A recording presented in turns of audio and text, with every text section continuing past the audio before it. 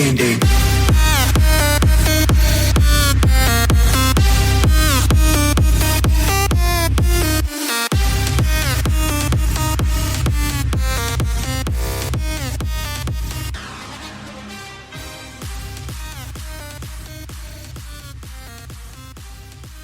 Welcome, everybody, to the next episode of Chiefs Focus First and 10. You're here with JP and Nick, the Chiefs Insider. What's up, bro? Hey, buddy. How are you doing?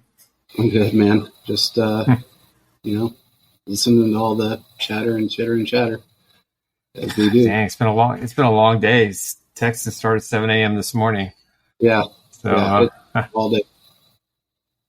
I was sitting in line at my daughter's school, and people next to me were listening to conversations in the car, wanting to know what we're trading for. What are we doing? Why did we do this? So I don't know. It's interesting, to say the least, but it seems as if we're going to be making a couple of moves from what I'm hearing. Yeah, I mean, they restructured Travis's contract today, so that gave him some extra coin, and I'm assuming Patrick is an option at some point. Maybe even Chris Jones gets an extension. The way he's been playing this year, probably deserves one. I mean, his cap hits 28, 29 million next year, so there's no way they're going to keep that number. It's not possible to do that. They're going to have some cap space next year, but they have some pretty big decisions to make. But they just have to decide this year what they want to do. They want to go all in. They're not trading their first round pick or their second round pick with the draft being in Kansas City. So everybody just get rid of that right now. That's not going to happen. Conversation. Adios. Clark Hunt will never sign off on that. Even if it was for the best player in the NFL, I just don't think they want to do that to the fan base. So, maybe a 2024 first round pick is an option, but I just don't see it. Yeah. I think listen, they're in on probably a half a dozen guys at this point. They just have to decide, are they going to go all in for 22, sacrifice a little bit for next year, or they just take their lumps for the young kids. But they've got some problems, and they can fix them.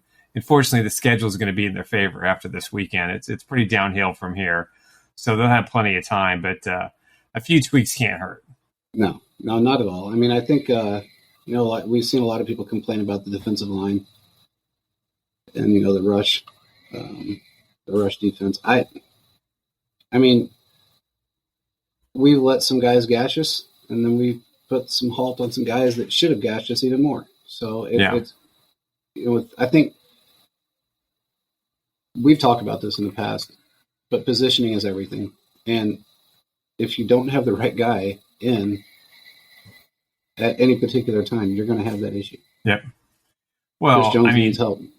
Yeah, he can't do it by himself. Neither can Patrick, for that matter. No. But the bottom line of defense is they're just not filling the gaps, and the defensive tackles are getting blown out. I mean, why Shelton is not on the active roster is beyond me. Hopefully he plays this week, because Danny's just a big load. He can actually take two double teams and actually push it back. I think there were some injury issues, but I think he's clear of that now.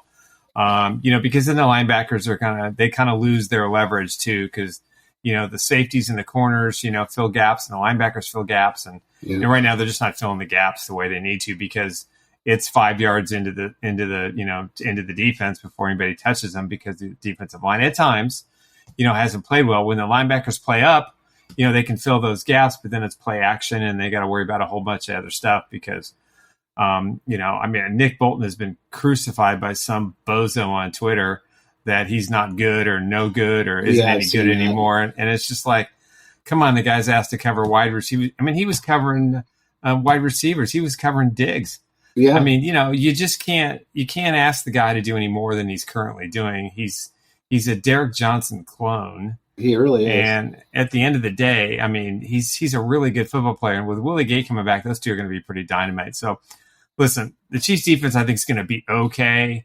I think they're going to be good enough. I think if they rematch the Bills, it's going to be a different outcome. But, they have to get Danny Shelton in this lineup, and they have to get him in the middle of that defense. I agree. I mean, the guy basically took up 2 roster spots. He's so damn big.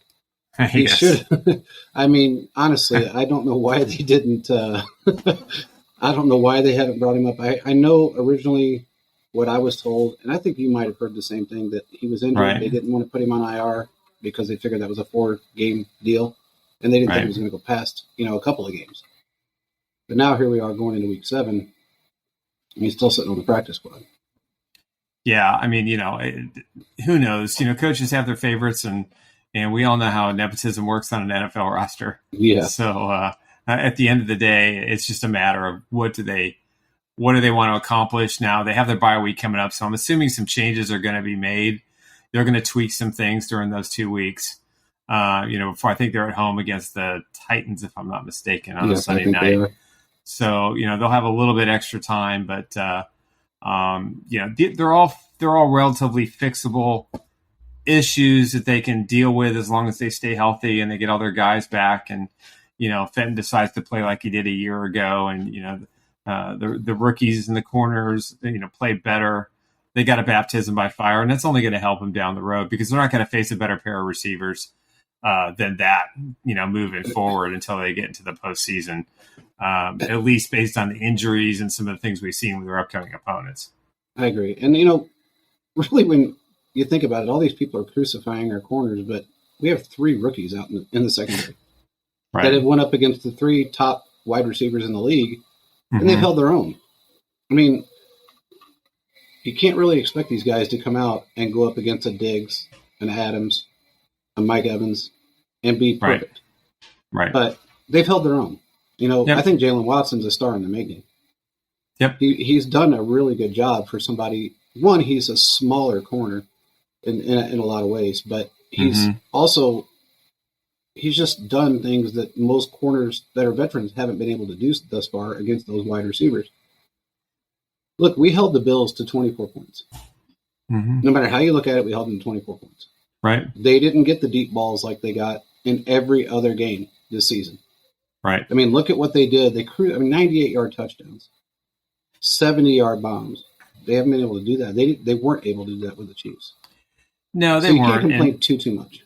No, you can't. I mean, we all have, we turn into different animals when we're watching the game and we're being, couch coaches, and we look at stuff and we have the advent of replay, but we're not out there, with bullets flying and bodies clashing, and you can look at it and second guess it all you want to, but when I force myself to watch pieces of that game again, because I got to think about now watching the Chiefs games when they lose or watching NFL games the rest of the week. I just can't do it. But yeah, I did, and I watched these kids, and there was some technique things they could fix. There was definitely some help they could have got with pressure. The safety play was average at best in a couple of the big plays. But, on the final drive, I think Reed had, he had great coverage on Knox. I mean, he could have just as easily swatted that ball away. It was perfectly thrown. It was a great play. Yeah. But they didn't get any pressure on Allen, and he had enough time for the crossing route. But I think if you look at some of even on Davis's touchdown, you look at they had trips to the left and they had Davis on the right. And all 3 of those guys were covered, and had Thornhill been over helping the rookie on Diggs, maybe it's a different situation. Yeah, but we can nitpick all you want to, but they're going to be okay. I think they're going to again make some changes. Spags is smart. I agreed with him being aggressive even with the young kids out there, because that's just the way you have to play to beat the Bills. And they, the Chiefs made 6 mistakes. If they make 4 mistakes, they probably win that football game. Exactly. And here, we've talked about this on other shows, but I think you and I have talked about this on the phone, but this is the fastest start to any Spags defense in his career. Mm-hmm. They've never started off as well this quickly. Mm-hmm. It's usually 7-8 weeks. Then you start to see them, come into their own. And those are guys that have played together prior. We've got, we've got what, 3 veterans, 3 guys that have been on the team longer than 2 years that are actually starting right now. Mm-hmm. So you can't expect much more than what we've gotten at this point. We're 6 games in. We're still the cream of the crop in the AFC, no matter how you look at it. I mean, until somebody else can really dethrone Mahomes and this team, nobody else is as good as us. That's just how it is. And that's not being a homer. That's just being facts. Well, I think with Spags, I think with Spags, I mean, you're right. I mean, if you look at the Super Bowl 54 team, I mean, it was game 9, before they kind of just started to really put it together, and then they were lights out in the postseason. I mean, they carried that team to the Super Bowl, right. And they made enough plays, and and were aggressive. And Frank Clark had a monster postseason. Tyrann Mathieu, was probably the best part of his career in Kansas City was that Super Bowl run. Yeah. But they put it together. But I'm shocked. Not only did Spags agree to play the young kids, but they're playing, they're exceeding expectations. Yes. And the fact that he's saying, okay, they may not be able to do this, they may not be able to cover, they may not be able to press at the line of scrimmage, they may not be able to do some of these things that some of the vet guys and some of the injured guys can do.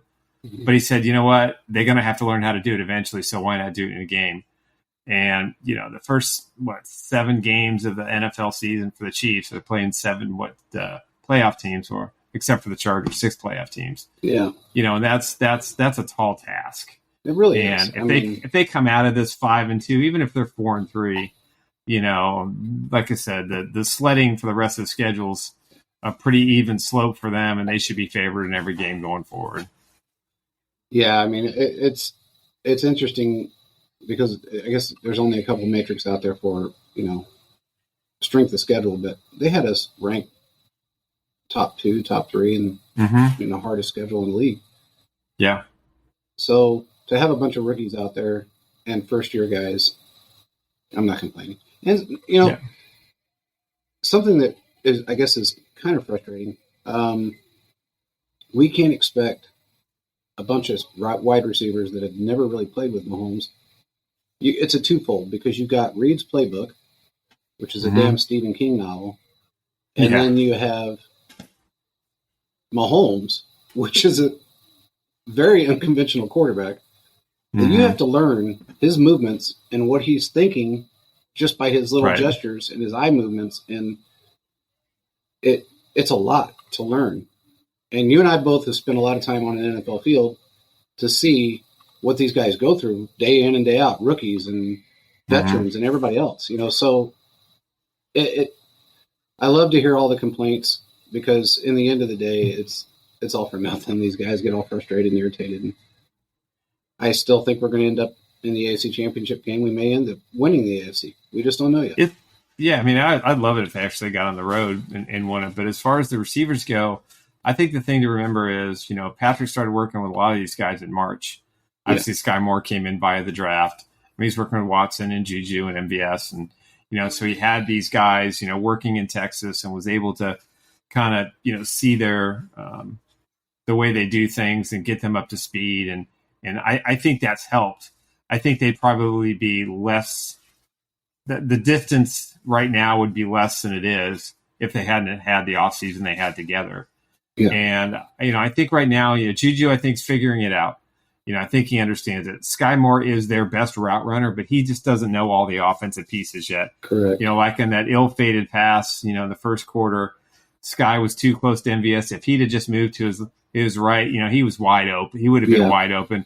And MVS, I'm sorry, you're that tall. You should catch that football. There's no doubt. There's no doubt. Whatever damage comes after the play, doesn't matter. You catch that ball. Exactly. Just one of those things. But that was almost like a business decision. It seemed like a business decision. Well, listen, the corner made a great play too. He went up and got it and took it away from him, and he just didn't close his hands. But those things happen. But those are the kind of mistakes that they're not going to be able to make going forward. And again, they'll learn from it. MVS had a great game against the Raiders, not a really good game against the Bills, but they still have Travis. Pacheco's got to learn, how to run and catch the ball. He had a great opportunity there, and he just thought his speed was going to take over. And these are all things that they're going to learn. So I think the receivers will be okay. Now, if they add Beckham, which appears to be a rumor, how accurate it is remains to be seen. I've had people tell me it's going to happen. I've had other people tell me no way it's going to happen. So at the end of the day, until Brett Veach pulls the trigger, I don't see it. Though, Odell had a pretty interesting tweet today when someone mentioned you'd be catching passes from Mahomes. And, it was pretty funny, his response. So check it out. But, if they add a guy like that, then now's the time to do it. You've got the bye week. You got a couple of weeks. He's very intelligent. He's not a locker room cancer like everybody's talking about. No, he's a good dude. He changed the culture of the Rams in a very short period of time and helped them win a Super Bowl, even though he got injured in the big game. But my understanding is that he'll be ready to play early part of November. He's already running. He's doing all the running drills he needs to do. If they do it, I would imagine it'd probably be a 2-year deal. I don't think he'll just sign for 1 year and be a rental player. He's not. In fact, what I heard was he definitely wanted a 2-year deal, or he wasn't going to do it. Yeah. I don't think he's going to go to the Bills, only because I think they have a really solid chemistry with their receivers and their backs. It doesn't make sense. The Rams, they're going to try, but I don't know why he'd want to go there, because I don't even think they're going to make the playoffs. No, he's not going to the Packers, because that doesn't make any sense. So, a team like the Ravens, they just got Deshaun Jackson. They just signed him. He's 36 years old, so I don't think he's going to go there. And I don't think he wants to play for that quarterback who's that's for another show. Yeah, that's for another show. Yeah. But Jackson's not everything that we think he is. I mean, I've never been a fan, but that's beside the point. But for the Chiefs, I think the thing that's hurting this team is Andy and Eric and Nagy. They're putting too much pressure on Mahomes to make plays. They have to do things a little bit differently. Yeah. They have to create some better opportunities. And, that's going to come with just taking a look at the offense overall, taking a look at the defense. I mean, they made no adjustments for the spy, technique that they used, in that game against the Bills. Yeah. That killed them, because they were rushing 3 guys and they still had trouble giving him a clean pocket. So, again, most of these things are fixable to a degree, but it's going to take some reevaluating and maybe putting in some players in different positions and trying some things differently. I agree. I think, and I mean, I've been fairly open and blunt about the Eric Bieniemy situation, and there's just too many irons in the fire. In my opinion, there's too many voices. There's too much animosity. I mean,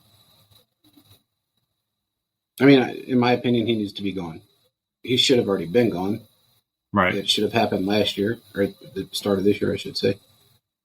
And I think we already know that it's caused conflicts this year. I mean, it worked out well in the preseason. I mean, he went to manager camp to learn how to manage people. I don't even know what that is.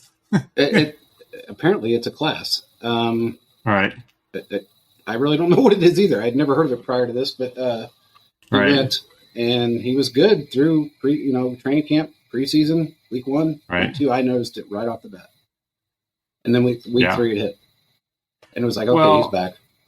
Yeah, it's a tough situation. I mean, the end of last year, with the way how everything unfolded, the loss of the game, and then all the off-season chaos and the lawsuits, and the fact that Eric still was getting shut out. I mean, I don't know how many interviews he's had, 16, 17, 18, whatever 23. It is. Some teams 23, so some teams twice. I really thought he'd end up as the Saints head coach. And I think for the Chiefs, listen, Eric's been there a long time. He has an ego. Andy has an ego. Nagy comes in, who I think is going to be the heir apparent offensive coordinator next year, and also the heir apparent to Andy Reid whenever he steps down. Yeah. I think they have to handle things differently, and the responsibilities have to be a little different. But now Patrick's, he didn't have the swagger in the Bills game that he had in the Bucs game. No. He didn't really have that swagger in the Raiders game too, except in the second half he kind of had that. So whatever that game plan was, or whatever the agreement was, or whatever the understanding was, or what the responsibilities were, they need to go back to that week for this week and every week hereafter and say, okay, we're just going to repeat that entire process for the Bucs week. Yeah. Because if they have that focus and they have that understanding and they have that mindset, I mean, they weren't going to lose that game from the opening snap. No. There was no question. No. Once that fumble hit, they were done. It was over. The Bucs were finished. Had the Chiefs scored a touchdown on the first drive against the Bills, I think they would have probably gained some of that swagger back. And they definitely would have won that game, I think. But they have to, whatever the situation with Eric, whether it's working or it's not working, they got to make it work because he's there. He's not going anywhere. I mean, he's technically, from what I'm told, already interviewed for the head coaching job at Nebraska. He will probably interview for the head coaching job at the University of Colorado during the bye week, would be my guess. if he takes a college job or if he's interested. Turned down 4-year, $4 million, contract with the Buffs a couple of years ago. He'd have $16-20 million in his pocket. Yeah. And he wanted to stay with $1 million a year with the Chiefs. So yeah, and he's making less, with Kansas City. So listen, I mean, I don't think Eric's a terrible coach. I don't think he's a terrible guy. But you just got a lot of egos, and he's got a chip on his shoulder, and he shows it and he displays it sometimes, and they get heated. But again, it all goes back to that Bucks week. Whatever it was, just keep doing that. Yeah. And it'll all work out, between now and hopefully in, the Super Bowl. Yeah, I agree. Well, some interesting things come up today in the annual NFL meeting. Something you and I have been hearing for, a long time now. It looks like they're pretty much going to force Daniel Snyder out of the league. Takes 24 votes, and there's definitely 24 owners that want him out. I love the fact that Jim Ezra, of all the guys, is the one who's leading everybody. The charge. I mean, out of all of them, with all the crap that he's gone through and all the stuff that he's done, and 2 weeks ago he was going to blow out his GM and his head coach, and they win 2 games in a row. So, and I have no credit to him at all whatsoever. It just kind of worked its way. They played the right teams at the right time, and it was an all good fit. But I find it interesting that he was the guy out there with the mouthpiece with the 30 reporters hanging around him, and I think he needs to go. I mean, listen, the franchise is a mess. The Browns are a mess. They're not getting a new stadium with the current ownership. They're a mess. The Browns are a mess. The Jaguars are coming out of it, which is good for them. And the Raiders are still a mess. I think the Chargers are a mess. You've got all these franchises that you look at and you say, that used to be Kansas City. That used to be us. Yeah. We're not a mess anymore. And, I hope we never take that for granted again. Exactly. Because a lot of people have. I mean, that's the strange part. No, you listen to, they are. And most of them are young fans that really didn't live through the they haven't gone through the pain. Through. They haven't gone through the pain you and I went through. That's for sure. No. But I think Snyder's. Listen. Don't feel sorry for him. He'll sell the team for at least $7 billion, which is almost $2 billion more than the Broncos got. Yeah. And he's going to get very rich, more rich. And he's already very rich. So he doesn't need any more money. He just needs a better PR person. Yeah, for sure. He came from I'm still getting text about this stuff. He came from a very rich family, and it wasn't like you got a lot of guys in the NFL that are, they're self-made. Yep. A lot of guys are self-made. Then you have guys like him that came from old money, generational money, and decided they just wanted to buy a team. It all spends the same. It does. I just don't understand. Tell this guy really quick. Sorry. Okay. Same question over and over, Nick. Every single text I get. Yep. I actually almost turned my phone off today. I was at a point where I was like, okay, I've got six messages right here. Yeah. I'm just done. I mean, it's like, who are we? We're just a couple of dudes.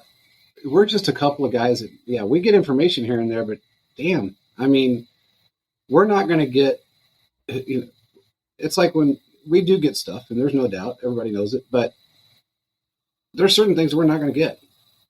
We're not going to get. And there's certain things we're not going to ever say. Exactly. That's the biggest key. That's what I've tried to explain to people over and over again is that, look, man, we built relationships over a 30-plus year period, and that's definitely not going to get broken like the media. It's not worth it. It's not. It's such a social media world right now, and with, Adam Schefter has made a career, and God love the man. The guy works his tail off. Yeah. And he's got the contacts and the 2 phones and the personal driver, and he's got all these things. Yeah, and, it's good. Yeah, exactly. Probably, it's true. He does have a new armored car. Yeah. But, I think I that's the key. Listen, we could tell stories that we'll talk amongst ourselves, but we would never make public, or we would hear things. And what I think people forget about rumors is that, rumors start as hypotheticals, then they go to conversations, and they go to what if scenarios, and then they go to, well, maybe if we are that interested, would you do this? And we do that. And 95% of those times in those conversations, nothing happens. No. But it doesn't mean that it didn't happen. Exactly. It's just, you just want to see the end of the game. But for me, the fun is all the stuff leading up to it. Exactly. So when I put out a tweet or you put out a tweet about something, it's like, hey, this is a rumbling, this is something we're hearing. It's still part of the overall process of it all. It is. And people don't enjoy that. I mean, no, it's like it's like watching an NFL game. You want to get to the fourth quarter, or you're watching an NBA game, which is just, you get to the fourth quarter in the last 6 minutes, then all of a sudden officials start calling plays, players, superstars start playing. Yeah. The game is determined in the last 6 minutes. Yeah. But, for us, who've been old dogs that have been doing this a long time, it's just enjoy the process, enjoy the fun. We're talking football 365 days a year. We have access to every video, conversations. We have access to people, relationships, friends. Yeah. I mean, I got former players and current players. I mean, I would never, you just don't cross that, but it doesn't mean that you can't, that these things don't happen. And it's naive to think that they don't, because they do. Exactly. And the NFL locker room is the most incredible thing I've ever witnessed as a reporter back in the day. It's just, you had this group or that group, you had this group, and coaches come in and they'd move these guys around and then they'd mix all these guys together. And I just keep going back to the movie North Dallas 40. The greatest football movie of all time. And you know what? It's a business. It's an entertainment. It's all the things combined. Yeah. But, these guys do their best. And sometimes you win and sometimes you lose. But the whole point of all this is enjoy it. Enjoy the process leading up to the week. Enjoy the rumors. Enjoy the conversations. We get to talk about the thing that's our biggest passion. Exactly. Which is sports, because the rest of the stuff, it's just nuts. I don't even want to talk about all the other stuff in the world. This is our escape mechanism. It really is. I mean, people ask me all the time, how do you do this 24 hours a day? And it's because I don't want to deal with everything else that's going on in this crazy. Yeah, we've been through enough. We have. And I agree with you. I mean, I had never, I loved playing ball, and there was a different feeling in a dugout versus a locker room. Mm-hmm. A lot slower. A dugout, you can see everything. In a locker room, you don't. Exactly.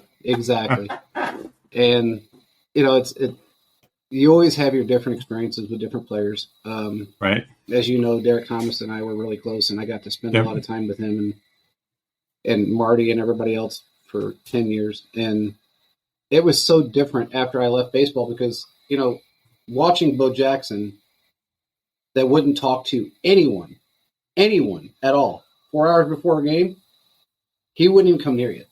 And if you did, you had a chance of getting your head split open. He was so damn laser focused. Mm-hmm. I remember the day that I met him, and I was told, don't talk to him right now. And I said, man, that's Bo Jackson. And they said, well, yeah, I understand, but it's 3 hours before a game. Just stay the hell away from him. Right. I said, okay. So I looked over at him. I didn't say anything to him. I just looked at him. He gave me a look like, I swear to God, if his eyes were AK-47s. And I thought, fuck, this guy's not playing. So I just walked away. And it just happened to be a game that he had a couple of strikeouts. And he, his famous break the bat over the thigh thing. And I said, Hauser, I can't remember. Somebody said, you only get 10 bats. And he looked at him, and he grabbed one off the rack, and he snapped it over his head. And he walked down the tunnel, and I went, I will never talk to that man before. I would never say anything like that to him. Yeah, I mean, I wouldn't even say hi to the man. I mean, before him. But then, you look at Derek and all those guys from those days, everybody was so damn mellow.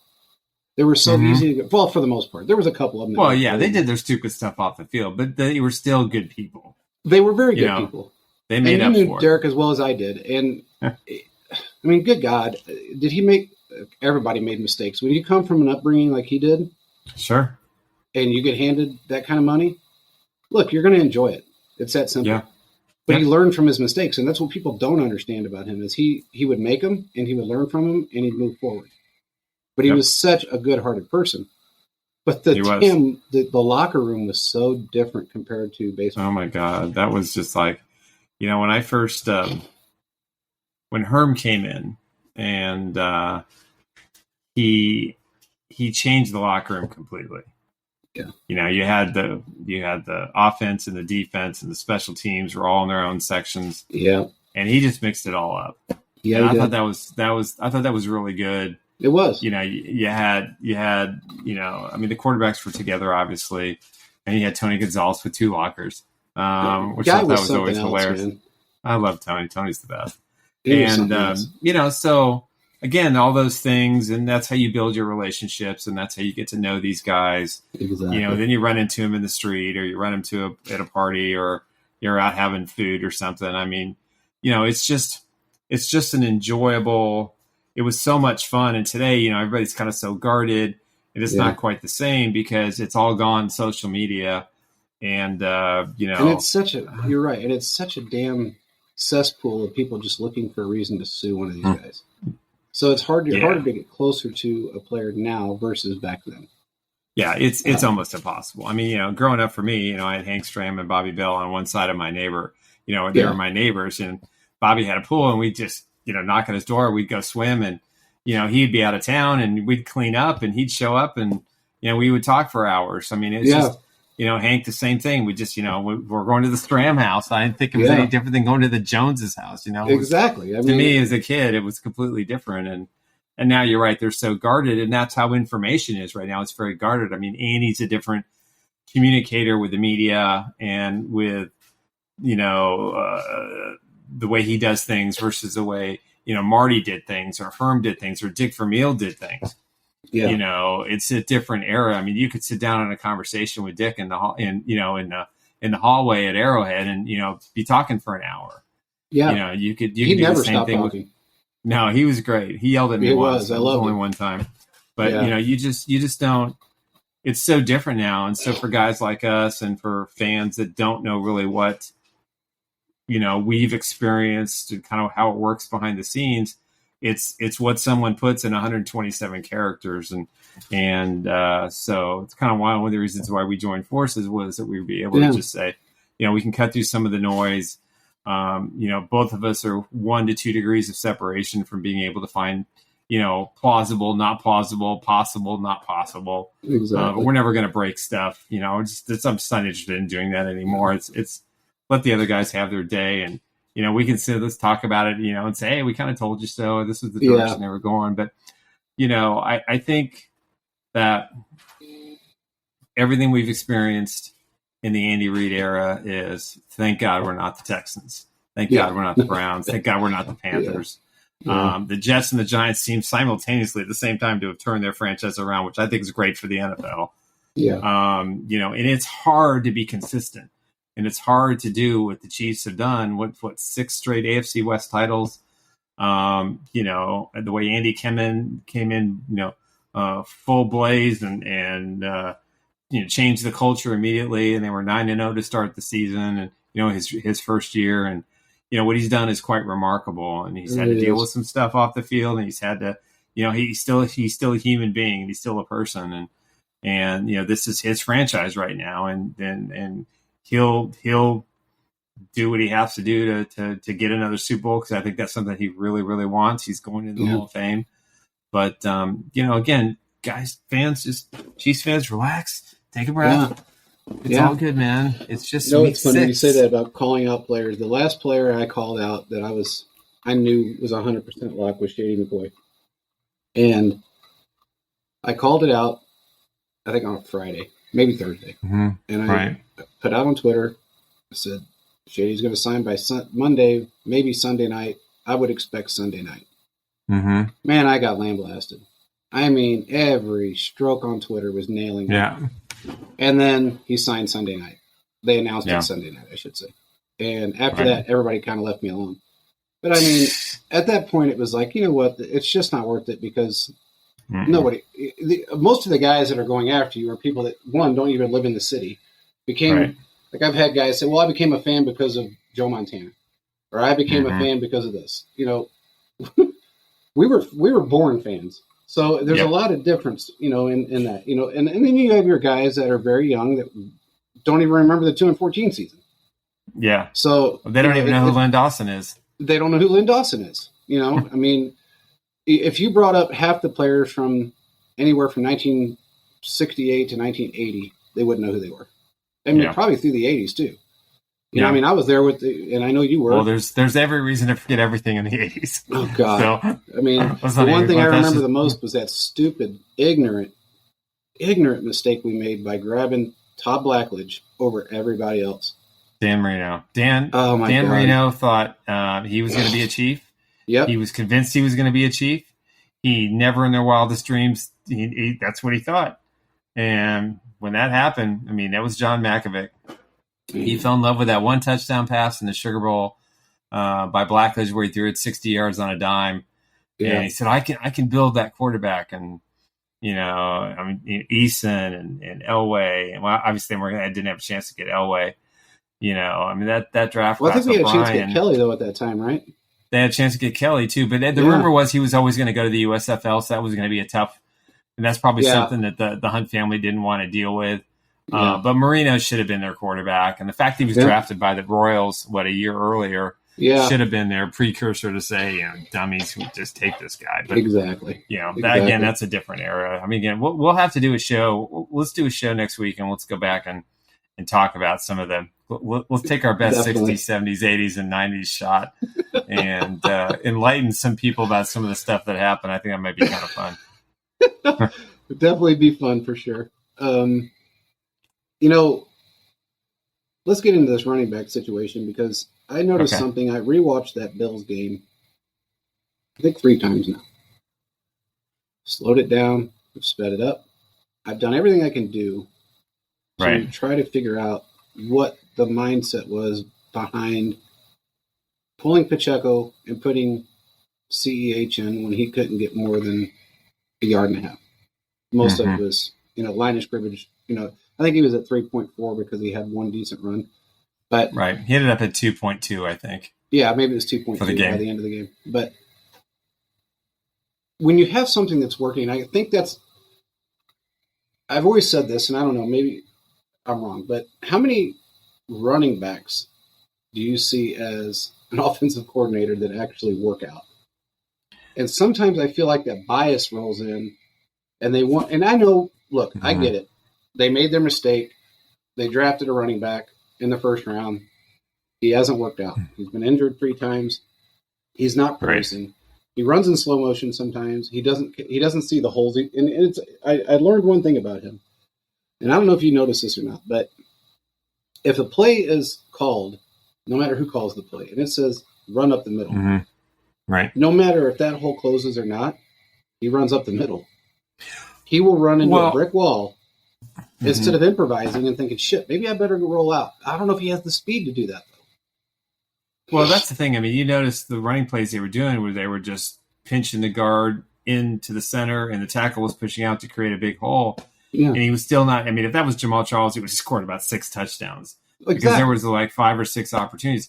He just doesn't have the speed. He's not an every down back. Even at LSU, he wasn't an quote-unquote every down back. He was their main guy in third down. And he had a great senior year, and everybody fell in love with him. And, you know, all the fantasy people, you know, said as a rookie, you know, get him in the top 10. Mm-hmm. But the problem is he just doesn't quite have the vision, and so they had to overcompensate, and he just didn't have the speed. He got there okay. He went to the right spot. But so many times, you know, he just doesn't cut back, and he tries to use his power. And, you know, in short yardage situation, I think he's good. But, you know, they've got a dilemma. Pacheco's the gut future. Rojo, for whatever reasons, in somebody's doghouse, and he needs to come out of it as far as I'm concerned. You know, McKinnon's a third down back. And you just can't keep rotating 3 guys. Someone has to get a rhythm. They got to get somebody into the flow. Pacheco, to me, is the guy that can make the short play, the long play. He's good with his hands. He runs hard. Yep. But they're missing that with Clyde Edwards-Helaire. They're missing that burst of excitement, or teams don't fear him, and they have to overcompensate in the way they shift the blocking to create the holes. And when there is a hole, he doesn't cut back. And that's just not his game. That's not his style. That's nothing. No. Nothing in film in college is going to show you. If there's a hole, he goes through it. If he's outside, he'll get you 10 or 12 yards. He'll make plays, but they're not even designing plays for him that can be more effective to what talents he has. He's not a game-breaking, gonna give you 20 carries and 150-yard kind of back, as the Chiefs have faced defensively over the last few weeks. So. Again, I think that's something they fix in the bye week. I think their offensive line is better suited for run, to run the ball at times versus the passing, because they don't really create the pocket for Patrick. So I think that at the end of the day, that's something that they'll work on. But I do expect Jones, if he's not traded, I do expect in bye week that he'll come in and he maybe takes on the McKinnon role of last year. And I think CEH's touches are going to be reduced. Pacheco's are going to be increased, because this team's not going to go far in the postseason unless they run the ball better. And the good news is they've got 11 games. If my math is right, they've got 11 games left to solve that problem, and that's enough time. Yeah, I agree.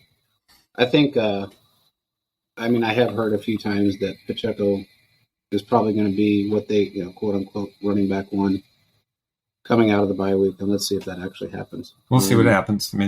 Andy is so loyal to a fault sometimes. Yep. We found that out with our old DC. But I think it seems to me that he has these bursts in certain times that he just seems like he's running so hard. And other times he just falls flat, and it's like he's running in slow motion. He hits somebody, he falls down. He doesn't have that motor that Pacheco has. Mm-hmm. And even McKinnon has a stronger motor in most instances. It's very strange to me to see that. I have heard Rojo was on the trading block for a while. I hope they don't do that. I think it'd be a big mistake. Yeah, I've heard it a couple times now, and I don't know. He hasn't seen a snap, so I don't know what they're doing. Andy's very methodical, though, and he likes to play a vanilla offense. He likes to do a lot of different things in the beginning of the season to see how far they can get, and then he saves his best for last. We know he does that, but I don't know if Rojo's his best. It's hard to say. Well, it's only one way to find out. You're going to have some games after the bye week, even against San Francisco. They're decimated. They got so many injuries. Just look what the Falcons did to them last weekend. Yeah. So they can run the ball on the 49ers, and I think it would be a good test for him. Again, I think Rojo and Shelton should be active this week. That means they have to make a couple of roster spots. I think if they make a trade this week, whoever that is not going to be be playing this weekend. It's just not going to happen. No. So I think that you got to solve that problem, and it ain't going to happen Sunday against the 49ers. It's going to happen in the bye week when they come back, and the depth chart changes a little bit. See what trades they make, see what they do with Rojo, and they're going to have to they have to change the offense. I think when Nagy came over, they really wanted to focus more on running the football, have more balance for Patrick. And then, but you've got this Rolls Royce, and you just want to let Patrick do his thing. And I think we've seen in the two losses that they weren't running the ball enough or well enough. And in all the wins, they were running the football. So, I'm not brilliant by any stretch of the imagination, football mind, but if you run the ball effectively, chances are you're probably going to win a football game. Yeah. And then you have all those other weapons. So I think they're trying to give Patrick too much. And I think Patrick's trying too hard at times to make the great, spectacular play. And if they just ran the ball more, then you can't have a spy linebacker, and they have to treat it more honestly. And they're going to have to bring guys to the line of scrimmage, force them to play out of their game plan. And again, Andy's smart enough, and Nagy's smart enough, and Eric's smart enough. They should be able to figure that out. Yeah, yeah, yeah. There's changes definitely. I mean, look, they're all gelling. You know, Yep. who would have thought? And I don't really know another team out there that can take a complete group of wide receivers. Mm-hmm. I mean, really, you got two guys in that core that have been on the team longer than a year or longer than the season. That's Right. Harmon and Kelsey. It's pretty difficult to take a group of wide receivers and make them as good as they've been, Right. even with rookies that you've had in there, and Right. expect them to. I mean, we've been very lucky, and a lot Right. of that is attributed to Patrick because he just makes everybody better. I mean, God, when a guy like him can make somebody on the defense better, he's a damn good quarterback. Because we've seen how offenses now. Of course, things have changed, but back in the day, offenses, defenses didn't even talk to each other. They killed each other on the practice field. So, yep, back to it. Yeah, no kidding. Yeah, so I mean, of course, you're going to have your issues here and there, but I think they've already. You're going into. You're right. We got 11 games left. I guess really the only thing that Bills game did was maybe at some point affect the seeding. But I'm not too worried about that. I'm not either. You know what? Their division is no joke.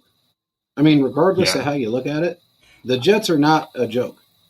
And they got to play the Jets twice. They haven't played them yet. So it's there's a lot of football left. So I think the Chiefs are better. I think the Chiefs play better, exclude the Colts game on the road than they do at home. I think it's less pressure. Oh my God! It's less pressure. If they wipe the floor with the 49ers this weekend, no one's going to remember the Bills game. Here they're back. They're going in their bye week. They're 5-2. They're still going to be leading the division because the Chargers have a bye week as well. So they're going to be neck and neck with them. I mean, the Chargers should be 3-3 anyway, so it doesn't really matter. But I think that pressure comes off. I got no problem if they have to go into Buffalo in the divisional round or the championship game and go up there and play football. They'll give Buffalo all they want. And if it's Buffalo winning in Kansas City, like Kansas City won in Buffalo a couple of years ago, then fine with me. It doesn't matter. You're not going to beat a team twice. You're not going to beat a team of that caliber twice. No. But again, they've got a lot of work to do between now and then. They do. But it's funny you say that because I have been telling people this for I don't know how long now. I have said for the last 3 years that the Chiefs play better on the road. And everybody says, what do you mean? They have a winning record at home. It's not about the record. It has nothing to really do with the record. It's the fact that they play so much more efficient and more dominant on the road. I don't know if it's the fact that they just want to beat people in their own home. I don't know what it is. Maybe they're too comfortable at home. But I think it's the pressure. I think it's again, the expectations are to win every and I'm guilty too. I thought this year, well, if they had kept Hill, I would have said this year I think they could have had a chance to be a run the table until the schedule came out. At some point, this team's going to put together a Patriots year where they go undefeated. It's going to happen. There's no question in my mind. It may be a couple of years from now or a year from now that they're going to be in a position to be able to do that. And these are all the growing pains. I mean, listen, they've turned this roster over on offense and defense. They made the brilliant trade with Hill, which is an incredibly smart, gutsy move by Beach. And they turned it into all these draft picks and all these players.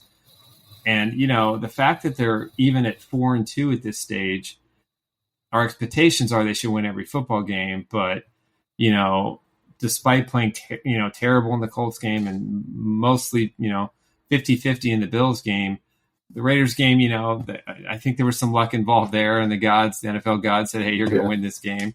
Yeah, they helped us out. They took care of business against the Chargers, and they took care of business against the Bucs and Arizona, and they did what they had to do. Yeah. And I think it's what you have to look at, and give this team a little time, and they're going to be fine. But going on the road, they have a pretty good fan base there wherever they travel. You've got they just seem to be more focused. They get on an airplane, they're away from all their distractions. They go to a hotel, they do a walkthrough, they get up and play the game on Sunday. and they're more focused, I think. They are. Versus the distractions that they have to all deal with, because they're human beings and they're individuals and they have families, and those things take time. I mean, think about the load that Patrick Mahomes has to deal with. He's got an entire Chiefs nation. He's got decades, from day one, franchise day one, Dallas Texans, era up until when he won the Super Bowl IV. From Super Bowl IV on, he's carrying all that, and he's done an incredible, remarkable job.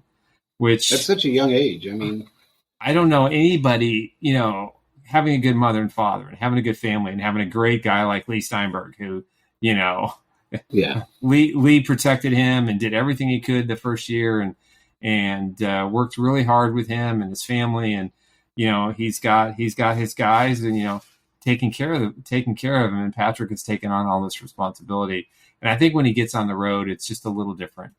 I think he plays a little different. Yeah, you bring up a good point, because he's probably just a little more relaxed and a little more just, you don't have the family pressures, you don't have the just the boxed in feeling that you would have. Yep. You're always pressured more at home, and I don't know, they just do very well on the road, and you're not going to be, again, like you said, you're not going to beat the Chiefs twice. So beat San Francisco this weekend, go into the bye week, spend a little time with your family, heal your bodies. And let the coaches do their thing, and go see a couple college football games, relax, and get away from it, and come back and get ready for the Titans for Sunday Night Football at Arrowhead. That's it. That's all you can do. That's it. Really quick, Tom Brady, just off Chiefs real quick. Tom Brady made a few comments on his on a podcast about his situation. Did you happen to hear any of that? All I heard was something about, going through an NFL season is kind of like, being in the military or something like that. Some reference, it's like going to, it's going overseas. He doesn't have the time to spend with the family. It was a little more than that. I didn't pay enough attention to it. I got to be honest. Yeah, he kind of really showed what kind of a person he is. He basically said, if when you're playing football, it's, for me, basically, it's all about football. I can't have a family in football. Right. So basically, that makes no sense. Yeah, exactly. Yeah. So basically what he's telling his wife is, I understand that you stuck by me and you basically put your career on hold for me, and you moved everywhere I needed to move. But I can't do that for you, and I can't do it for the kids. And that's basically what he said. Yeah, that it's the interpretation. Very selfish. Yeah, I guess it's the interpretation. I mean, listen, we've been around enough players, and we know what they have to sacrifice. I mean, I think if the average person who has never played sports could see the things that we saw, that's true. That what these guys have to go through to prepare. Yeah. I mean, Willie Rofe. Loved Willie. Me. Great guy. Willie took, times. We timed him. Jason Dunn and I and a couple of other players would time him from the time he got out in the locker room, how long it took him from a walk from the training room to his locker. He was like 5, 10, 6, 7 minutes. Yeah. You get him on the football field on Sunday, and he somehow buried the pain. And he was a deer. I mean, he just mauled people, and the toll that these players have had on their bodies and the things that they go through, and then you have the family stuff, and then you have the emotional stuff, and you have the ups and downs. And I mean, it's just like it's not like baseball. It's not like soccer. It's not like hockey or NBA. No. The NFL is completely different. It is like 1A+, and everything else is a 3 or a 4 underneath it. Yeah. And not to judge the athletes who play in the other sports, but for Tom to say something like that, it could be interpreted as, he's being a selfish, SOB. But if you're a top flight athlete with 7 Super Bowl rings, you know what it takes during the regular season to win why you play the game. And so, I can see both sides of what he said. But again, this is his last year. He's got that huge contract with Fox coming up. whatever his personal life is. I personally don't think people should be talking about it. And, Page Six is doing their stuff. They've got kids. That's what's important. How they raise those kids and how they deal with it. And I don't think his comments were just strictly about, he didn't have time for them. It was just more difficult for him to do. And we see that all the time. We do. I think it was just the way he worded it sounded so selfish. Basically saying, he also came off a bitter loss. He lost to the Steelers, who got thumped by the Bills. True. They're not playing well. They probably won't. They may not make the playoffs, and he's having kind of that Joe Montana year that Joe had in the last year in Kansas City. So, again, he is what he is. He's still the GOAT. He is. He is. There's no doubt. He will be the GOAT. As much as I hate the greatest it, he is. NFL. Yeah, he will be and go down as the greatest NFL player of all time. No one's going to get 7 Super Bowls. Not going to happen. No, it's not. I mean, as much as we'd love to see Patrick do it, it's just not going to happen. Yeah, it's not going to happen. And I love Patrick to death. I do too. But real quick, Willie Roaf, and then we got to end this one. All right. I knew Willie really well, and I was in Ward Parkway one day, and I popped out of the bank. Willie was walking down the street, and I'm looking at something. I don't know if it was a deposit slip or what I had in my hand, and I almost ran into him. He has kids. That would have hurt. Yeah, it would have hurt. Because it was concrete too. I was going to run. I mean, I was 220, but still, that's still not enough for Willie. And he goes, "Hey, what are you doing here?" I said, "What are you doing here?" He goes, "Oh, we just ate at that. I think it was called Angelina's or something. It was an Italian restaurant up there." And him and I talked about this on the show, but he had a cane, and I said, "What the hell is that?" And he goes, "I'll be all right." I said, "Willie, seriously, man, what's up with the cane?" He goes, "My knees are a little sore. I'll be okay." And he's walking so slow. I mean, he's walking like a 90-year-old man. Yep. And that was on a Wednesday. And Sunday was actually the best game he'd ever played in his career that Sunday. Yeah. Is that the Jets game? Yeah. And I said, "Willie," I said, "How the fuck do you do this? How? How's this even possible?" Right. He goes, "You ever heard of Toradol?" And he brought it up on my show, and I said, "Well, yeah." Right. And he goes, "This shit works wonders." And I went, "Oh God, Willie." And he goes, "The truth's the truth." And the guy's had 9 knee surgeries now, and it's amazing to me that he was able to go from a cane. Yep. At 34, 35, whatever, 35 years old at the time, I guess it was, to playing the best game he had in his 13-year career. Yeah. That Sunday. Yeah. And we were talking about that on the show the last time he was on, and I said, "Willie, I don't think you understand the impact that you had on me, just given the fact that you were able to do that." Because I know what I feel like after all the broken bones I've had and backs and all this shit, And you go out there and you play all the time. How do you do this? Right. And he said, "I love this game." He said, "I loved it." He said, "And I'll do whatever it took." He said, "I'm paying for it on the show," because Willie and I are exactly 3 months apart in age. Mm-hmm. And he said, "I'm paying for it now." And I said, "Yeah, I know." Yeah. And he said, "I've paid for it ever since I retired." Yeah. And he always will. But he said, "Would I change anything?" No. Yeah. No, that's the thing. That's probably, that's the mentality you have to have if you want to play this game, because I wouldn't let my kids play. I got 4 boys. There's no way I'd let them play football. No. Not going to happen. Not with what I've seen. I mean. Yeah. No.